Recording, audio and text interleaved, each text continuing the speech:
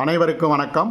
தினம் ஒரு சிந்தனையில் இன்றைக்கி உன் நண்பன் யார் என்பதை இனத்தை வைத்து அடையாளம் காணாதே, குணத்தை வைத்து அடையாளம் காண்.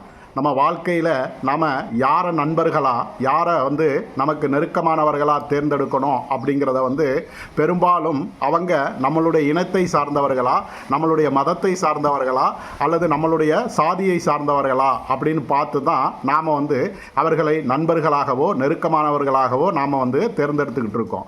ஆனால் அது ஒரு நிரந்தரமான விஷயம் கிடையாது. ஏன்னா சில ஆபத்து காலங்களில் நிச்சயமாக அவங்க நமக்கு ஒரு நம்பிக்கையான ஆட்களாக இருக்க போகிறது கிடையாது.